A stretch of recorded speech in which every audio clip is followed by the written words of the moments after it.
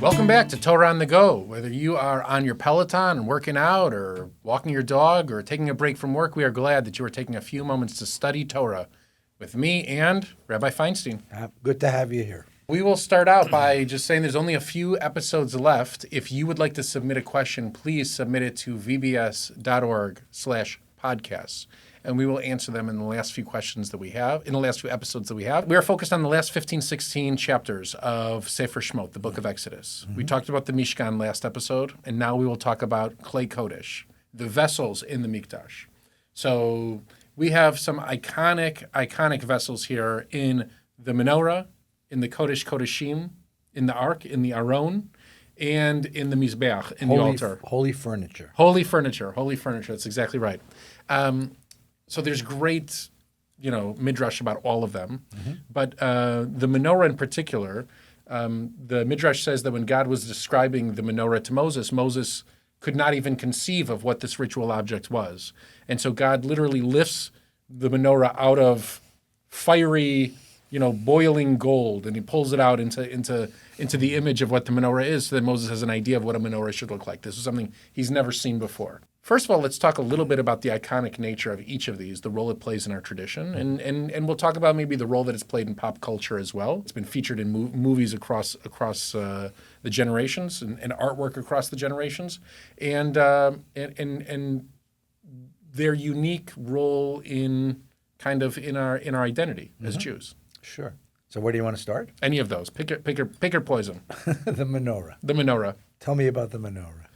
I think the menorah is, even before the Star of David, right? The menorah is the symbol for the Jewish people. It's the national symbol for the state of Israel. I talked about the national menorah a few weeks ago in Shul as a bar mitzvah charge. I think the menorah itself is meant to light the path for us. You have a beautiful, beautiful sermon that you gave in Shul just a few weeks ago as well. I think we gave them on the same day at the beginning and the end of the same bar mitzvah. Poor kid. Where you got a double dose of two long charges. Poor child. Where you talked about, I think it might have been Guy Barak, if I'm not mistaken. You talked about the menorah being in relationship with the Garden of Eden story. The tree of life, right. Because at the end of the Garden of Eden story, God no longer wants us in the garden, so we don't touch the tree of life. So he throws us out of the garden, and he stations a fiery angel at the entrance of the garden. But he doesn't destroy the garden, nor does he make it totally inaccessible. So the image is, if you're walking down the street, down Ventura Boulevard, and you turn right at Eden Avenue, and there at the end of Eden Avenue is the garden, well, you're going to see this fiery angel, or rather an angel with a fiery sword. And right behind the angel is the tree of life. And you superimpose the two images, and you have a tree that burns but isn't burned up, which, of course, is the symbol that Moses is confronted with when he's called to his mission, the bush, the tree that burns and isn't burned up. The menorah in the book of Exodus is a 7-branch candelabrum made in gold, decorated with flowers and fruits and leaves and nuts. In other words, it's a tree. And when you light it, it's suddenly the tree that burns and isn't burning up. It's the tree of life. It's the tree of life. Now, the idea that while God doesn't want us touching that tree, God sort of gives us a back door, a way into the tree. And that tree is the symbol of the Jewish people. That is our aspiration, to plant a tree of life in the middle of the world, and to cultivate a tree of life in the middle of life, in the middle of the world. And that becomes the perennial symbol of the Jewish people. And if you go to Rome and take the tour of the underground Rome to the catacombs, you'll know who's buried, which Jews are buried there, because you'll see it's an easy thing to draw. It's 3 concentric half circles with a straight line through them. The menorah on a sarcophagus, that means there was a Jew there. Medieval manuscripts, the first page always has a menorah.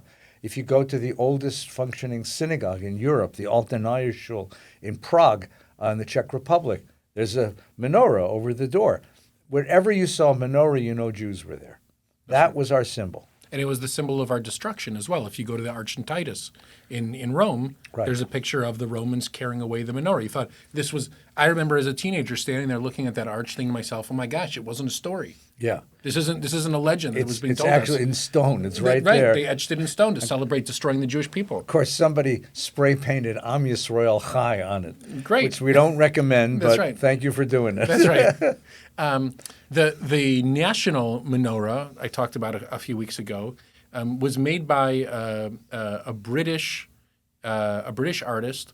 The British commissioned that menorah to be a gift to the state of Israel, and they wanted to give it on, I think, on the 5th or the 6th anniversary of statehood. It ended up being the 8th because they had problems raising money, and the artist took too long. And the artist built it to be featured inside the Knesset building, but of course, the Knesset got a much more famous Jewish artist to create the artwork on the inside. It's all commissioned by Marc Chagall. It's some of his greatest masterpieces are featured in the Knesset. So that menorah that's featured outside the building across the way was supposed to be on a 6-foot pedestal because it's easiest to read from underneath. That's how the artist imagined it. But they put it on the ground floor across the way because they had very little respect for the gift that they had received. But when you walk up to it, what's amazing about it in terms of relationship to the story that you just told is rather than it being the beauty of flowers and vines and whatnot, it's actually like a tapestry of our stories. Oh, nice. The stories of who we are as a Jewish people.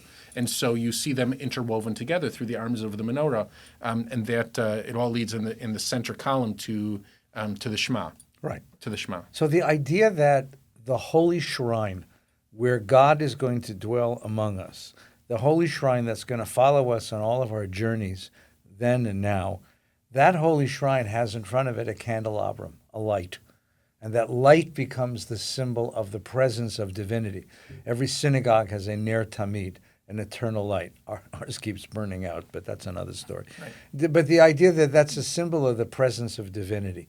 And light, of course, was something that occupied the imagination of the rabbis, particularly the mystical tradition, because light is this very strange thing. First of all, you can't see light.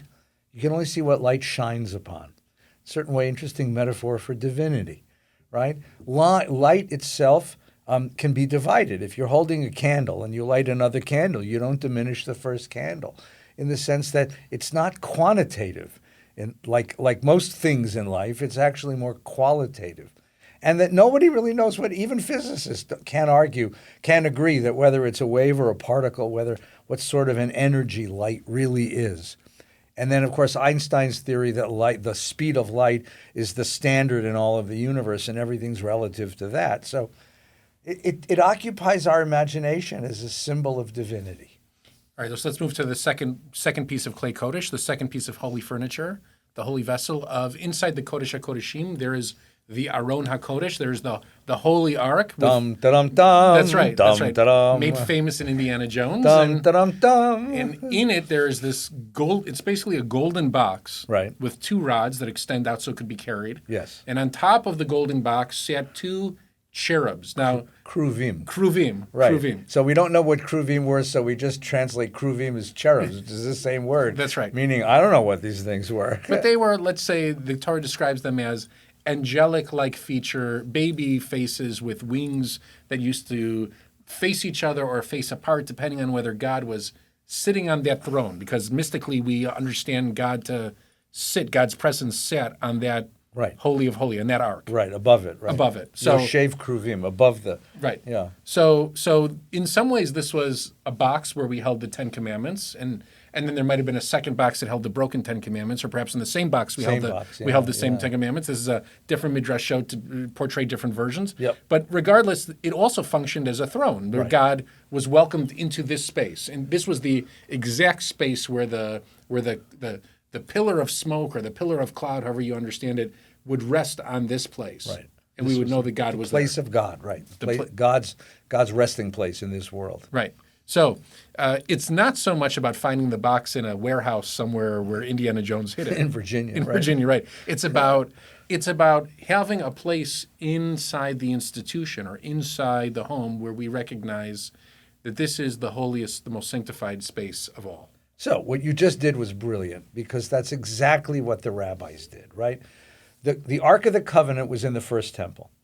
In the second temple, it wasn't there. Nobody knows what happened to it. I mean, that part of the movie is actually correct. In the Second Temple, the room, the Holy of Holies, which was the inner sanctum, the inner holy place, was an empty room. And when the temple was destroyed, the rabbis gave us this idea that God's presence is not in any particular room, but in the home. In the home where family life is lived, in the home where good things, where righteousness is taught, where justice is taught, in the home where love is shared.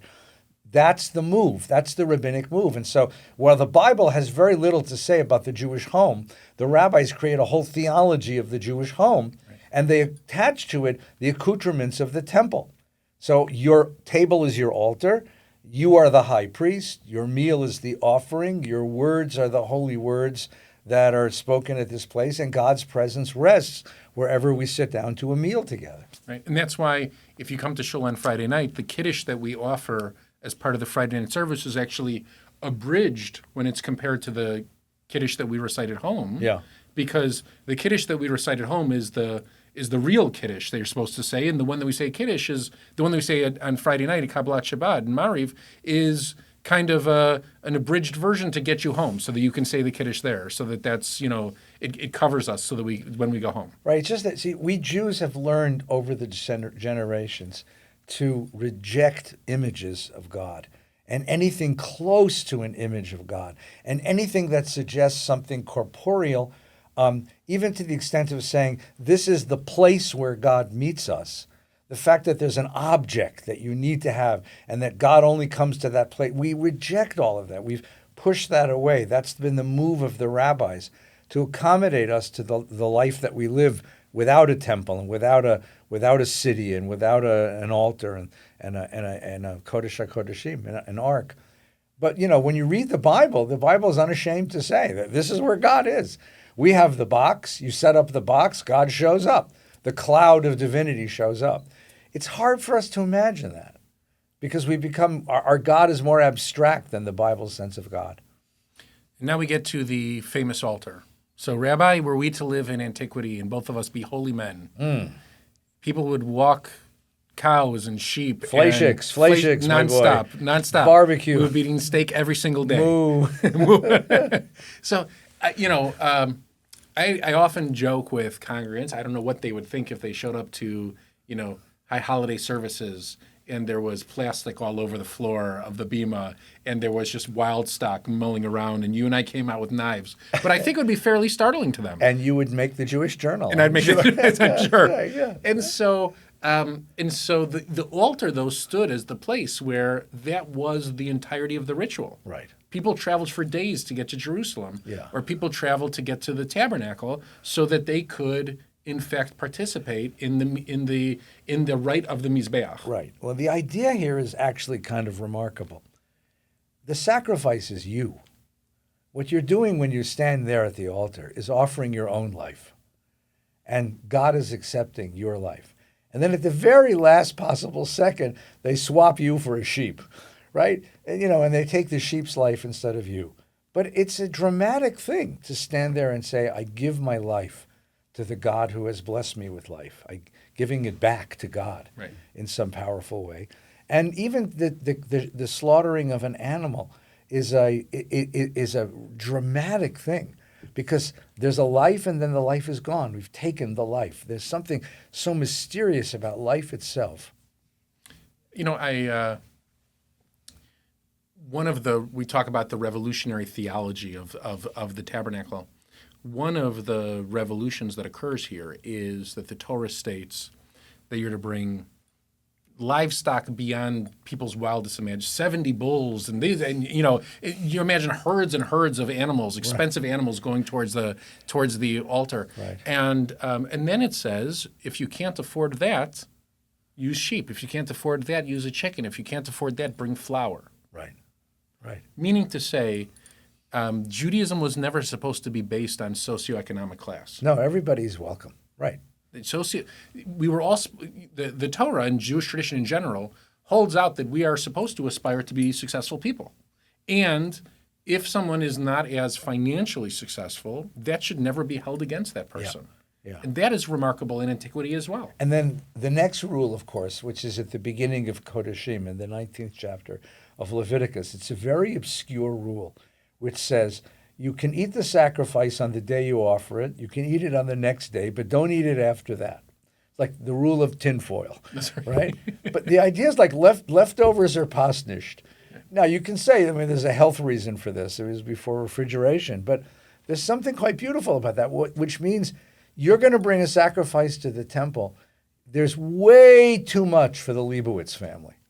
You're going to have to either bring your extended family or bring all your neighbors, which means that holiness inheres in the bonds among us. That's right. And the and same the thing sharing. Is true. The same thing, the same thing is true for the Passover offering. Right. So you were supposed to consume the entire Passover offering.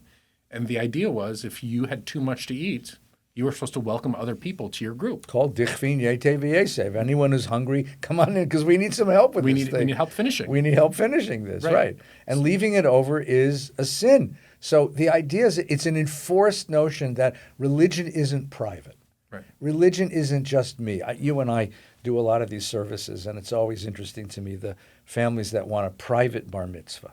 Rabbi, I don't want all of these strangers watching my kid. I just want me and my family and a few of my closest friends. You say, that's fine. We can accommodate that. But you need to understand that that's not the ritual. Right. The ritual is precisely the opposite. I want your kid to know that there's a whole community that she belongs to, that there's a whole circle of friends that she hasn't met yet that are there for her. It's a communal experience. Religion isn't private. It belongs to us all. And it's in the bonds that bring us together to celebrate this moment, this simcha. That's where God inheres. Right. And even in the tabernacle, I have to assume, because we've always been the same people, essentially, it attracted an eclectic group of people.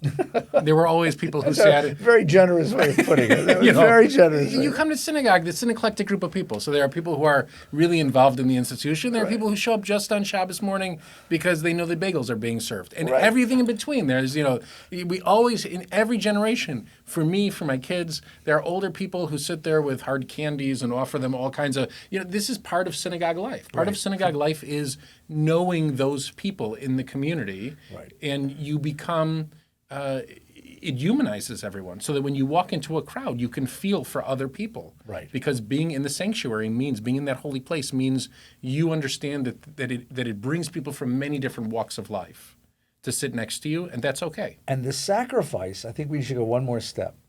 So you bring a sheep, a cow, because you want to represent, you want to celebrate something that is wonderful in your life. You want to atone for sin. And what happens is the animal is slaughtered. It's cleaned. That is, all of the inedible parts are taken and put on the altar to be burned up. And the smoke is what God gets. The blood, of course, is poured out on the base of the altar. And then the priest basically cooks the meat and then takes you into an antechamber where you sit down with that priest and you have a meal. And the image of sitting, it's Pesach. Yeah. Or Shabbos, it's sitting at this table with your family, sharing the meal, and the priest would then tell you, you are Nolan, the son of Jerry and Linda, the son of Ba, and you would go through your whole, and they would tell you your whole genealogy back to Abraham, and your kids would sit there going, "We're related to them." That's right. We're a lot more important than we thought. And you imagine what this did for a family to sit there with the holy priests of Israel and listen to your genealogy back to Avram, back to Yaakov, back to the beginning, and talk. And then the priest would give instruction to your community, to your family. It had to have been like an enormously powerful experience. Profound. Powerful experience. And the proof is in the pudding. When we go to Israel, we still go back to the temple today, to the spot where the temple was located. All that's left, of course, is the western wall, one of the retaining walls, not even one of the walls of the building. And we come to that space because generation after generation has talked about the power of that experience. Yeah, right. And so even standing at the relic of that space, it still has a moment. Still has power. And then the meal. I got to tell you that because I've taken groups and with my own family that you daven And then you walk back, and Jerusalem on a Friday night is exquisite because it is so quiet. Right. And then you sit for a meal, and you know that in every home, in every apartment, in a 20-mile radius, there are families sitting together, singing the songs, telling the stories, sharing. It's a remarkable experience. And that it has that resonance to it. So a Jew from Afghanistan, or a Jew from Spain, or a Jew from Gaul, from France, or a Jew from Italy, or even a Jew from the Galilee coming into Jerusalem for this pilgrimage and sitting at that meal just must have been an incredibly powerful, transformative experience. And it still is. And we could talk forever about the basin that they would use to wash their hands and all the other objects that were brought into the tabernacle. Each one is imbued with so much meaning and so much functionality to help facilitate this experience. The IKEA of God. The IKEA of God. It's all contained in these 15 or 16 chapters. Well, we hope that we have allowed you a glimpse into the power and magnificence of the Klei Kodesh, of the vessels of holiness that were contained in the tabernacle. We hope that helps imbue your day with a sense of holiness, and we look forward to studying with you next week. Take care.